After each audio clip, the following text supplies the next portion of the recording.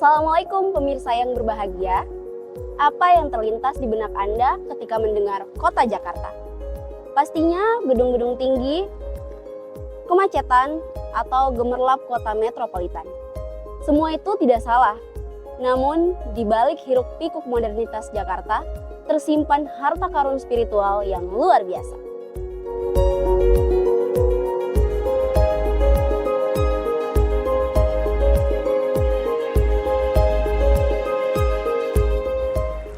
Kota ini berdiri di atas fondasi sejarah yang kuat, di mana dakwah Islam, perjuangan kemerdekaan, dan pembauran berbagai suku bangsa melebur jadi satu. Dan saksi bisu atas perjalanan itu adalah masjid-masjid tuanya.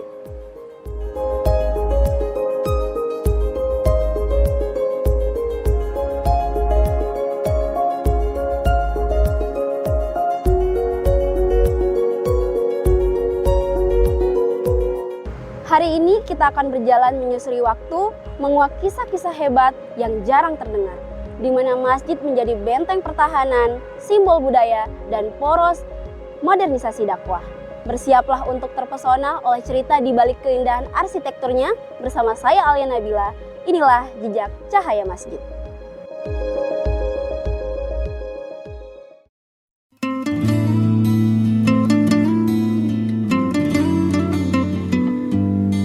Perjalanan kita dimulai dari sebuah oase spiritual di wilayah Jakarta Selatan. Masjid Agung Al-Azhar didirikan pada tahun 1953 dan selesai pada tahun 1958. Masjid ini menjadi tonggak penting dalam sejarah arsitektur Islam di Indonesia. Berbeda dengan masjid-masjid kuno di Jawa yang menggunakan atap tumpang tradisional, Al-Azhar tampil berani dengan gaya arsitektur modern yang berkiblat pada corak Timur Tengah. Masjid ini dirancang oleh Sudihno, seorang arsitek lokal yang berhasil menerjemahkan semangat zaman baru pasca kemerdekaan. Warna putih dominan pada bangunannya membawa filosofi kesucian, ketenangan, dan kebersihan jiwa. Nama Al-Azhar sendiri diberikan langsung oleh Grand Sheikh Al-Azhar Mesir, Profesor Dr.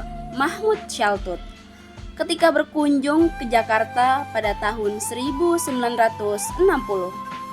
Masjid ini merupakan rumah perjuangan bagi ulama besar karismatik Indonesia, Buya Hamka. Disinilah beliau menghidupkan ruh dakwah, pendidikan, dan menulis karya-karya monumentalnya. Al-Azhar bukan sekedar tempat ibadah, melainkan simbol kebangkitan intelektual muslim modern di tanah air.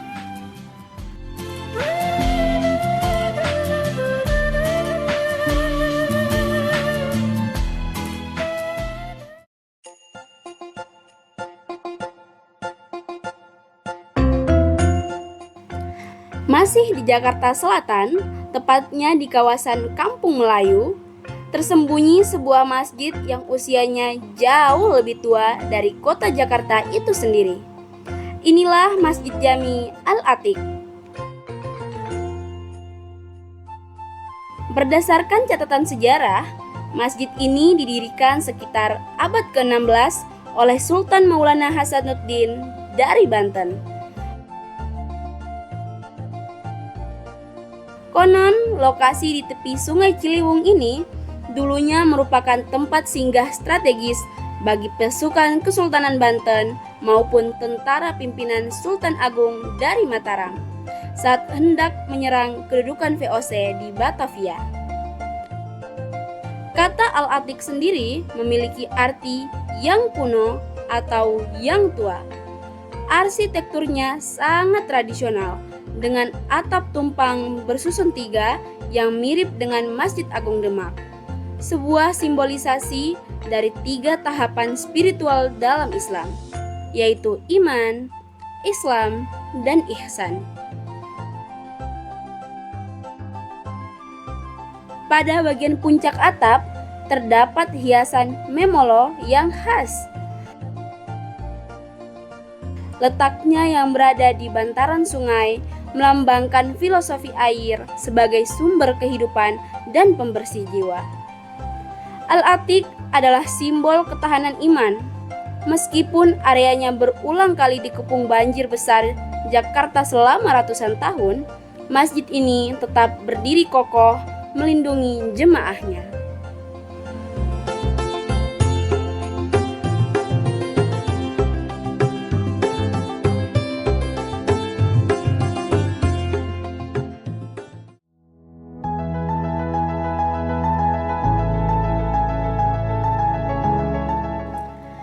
Kita melangkah ke Jakarta Barat, memasuki salah satu kawasan terpadat di dunia, yaitu Tambora. Di sela-sela gangnya berdiri Masjid Jami Tambora yang didirikan pada tahun 1761. Masjid ini memiliki ikatan sejarah yang sangat unik dengan peristiwa alam dunia, karena dibangun oleh sekelompok jemaah yang dipimpin langsung oleh Kiai Raden Muhammad Ali, seorang ulama dan bangsawan asal Sumbawa, Nusa Tenggara Barat. Beliau merupakan salah satu tokoh yang mengungsi ke Batavia sebelum letusan dahsyat Gunung Tambora terjadi di kampung halamannya. Masjid ini awalnya menjadi pusat perlindungan dan penyebaran agama bagi para pelaut dan imigran asal Sumbawa serta Bugis. Arsitekturnya yang telah mengalami beberapa kali renovasi, namun bangunan utamanya mempertahankan ciri khas lokal Betawi dengan pengaruh Arab yang kuat.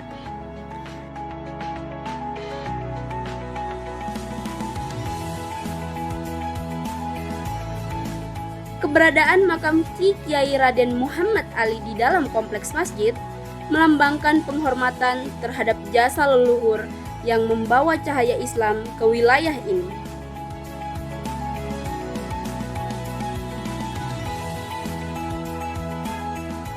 Tambora membawa pesan filosofis tentang sebuah tempat hijrah, sebuah rumah yang dibangun di tanah perantauan untuk menyatukan hati yang rindu akan ketenangan.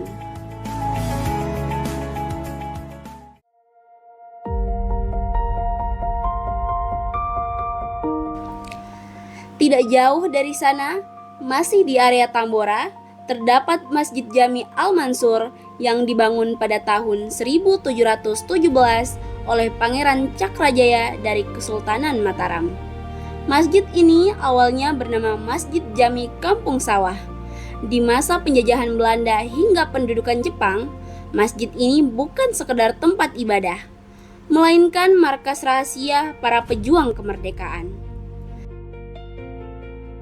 Nama Al-Mansur kemudian disematkan untuk menghormati Kiai Haji Raden Muhammad Mansur, seorang ulama besar ahli falak atau astronomi Islam sekaligus tokoh pejuang legendaris dari tanah Betawi.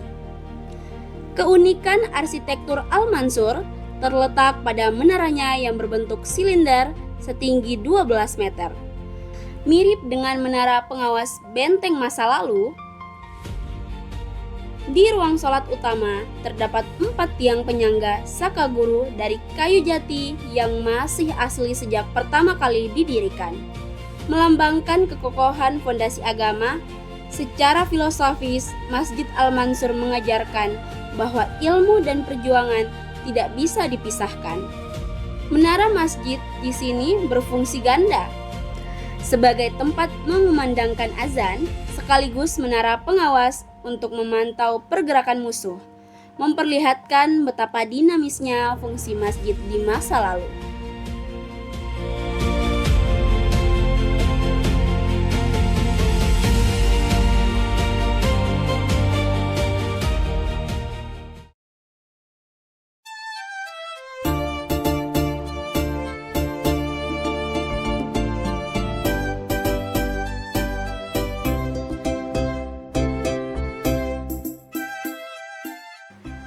Masih di belahan Jakarta Barat, kita melangkah ke kawasan Pekojan untuk mengunjungi Masjid Jami Kampung Baru Impak yang dibangun pada pertengahan abad ke-18 sekitar tahun 1743. Masjid ini didirikan oleh komunitas muslim imigran asal India, khususnya wilayah Gujarat dan Malabar yang datang ke Batavia untuk berdagang. Kehadiran masjid ini menjadi bukti sejarah betapa kosmopolitnya kota Jakarta sejak ratusan tahun lalu, di mana berbagai etnis muslim dunia hidup berdampingan secara harmonis. Arsitektur masjid ini mengadopsi bentuk bangunan lokal dengan sentuhan gaya kolonial pada bagian jendela dan pintunya yang besar. Salah satu peninggalan paling berharga di dalam masjid ini adalah mimbar kayunya yang dihiasi ukuran sangat detail dan indah, mencerminkan tingginya cita rasa seni para pembuatnya.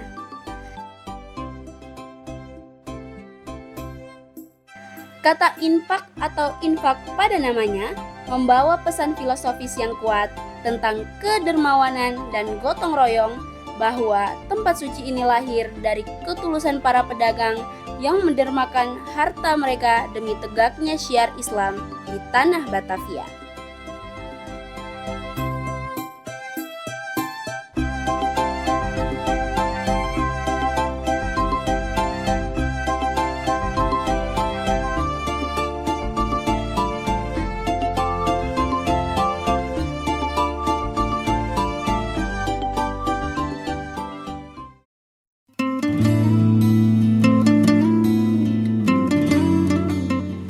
Perjalanan kita berlanjut ke Masjid Jami Kebon Jeruk yang terletak di Jalan Hayamuruk, Jakarta Barat. Didirikan pada tahun 1786 oleh seorang muslim Tionghoa bernama Chan Jinqua yang kemudian dikenal dengan nama Kiai Haji Muhammad Ali. Masjid ini merupakan salah satu monumen asimilasi budaya paling nyata di ibu kota, memperlihatkan bagaimana etnis Tionghoa memiliki peran yang sangat besar dalam sejarah penyebaran Islam di Jakarta.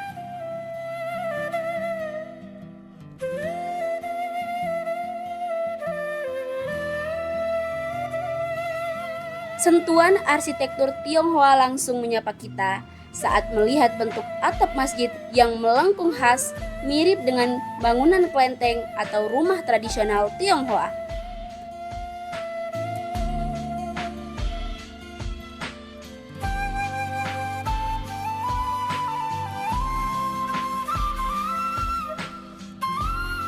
Di halaman masjid terdapat sebuah makam kuno milik sang istri pendiri, Nyai Hadijah, yang menjadi simbol cinta dan kesetiaan dalam dakwah. Hari ini, Masjid Kebon Jeruk dikenal luas sebagai salah satu pusat pergerakan dakwah transnasional Jamaat Tabligh di Indonesia. Filosofi dari masjid ini adalah keterbukaan. Ia menerima siapa saja yang datang untuk belajar agama, menjadikannya rumah bagi semua manusia tanpa memandang suku bangsa.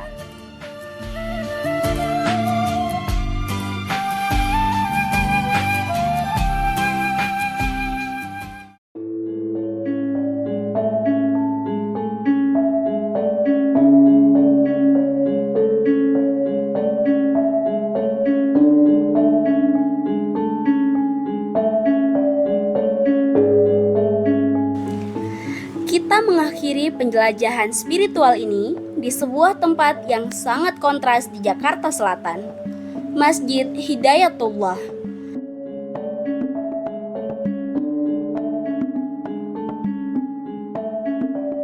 Tersembunyi di sela-sela gedung pencakar langit kawasan segitiga emas Karet Semanggi, masjid yang dibangun pada tahun 1747 ini bagaikan mesin waktu. Ia didirikan di atas tanah wakaf seorang batik Tionghoa Muslim bernama Muhammad Yusuf.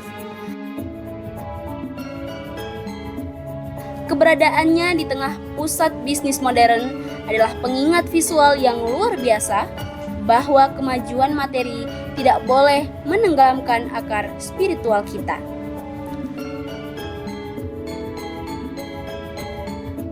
Masjid Hidayatullah adalah permata akulturasi sejati.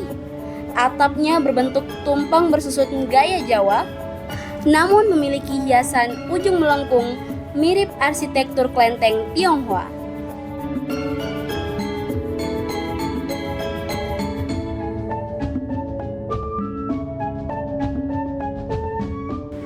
Uniknya, di bagian dalam masjid disanggah oleh tiang-tiang kayu jati kuno dengan guratan ukiran khas Nusantara.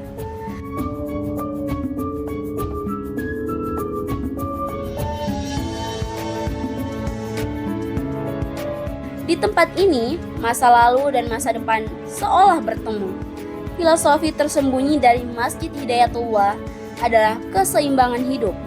Ketika masjid di sekelilingnya bergerak begitu cepat dengan kompetisi bisnis yang keras, masjid ini tetap setia menawarkan ketenangan, mengajak manusia untuk sejenak merunduk, bersujud, dan mengingat kembali hakikat sejati kehidupan.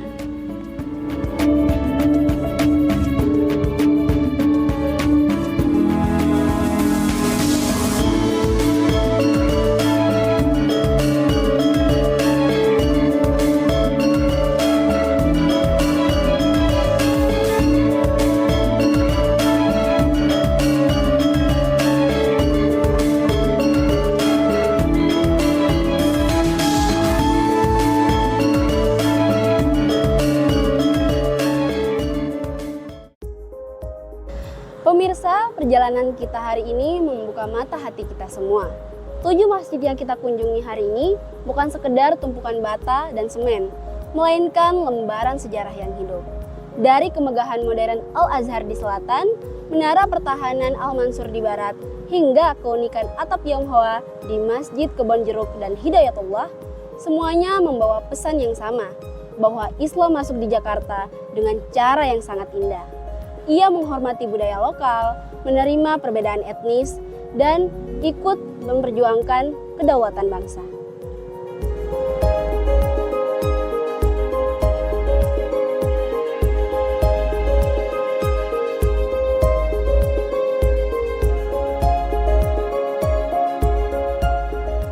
Semoga jejak cahaya yang kita telusuri hari ini tidak menguap begitu saja.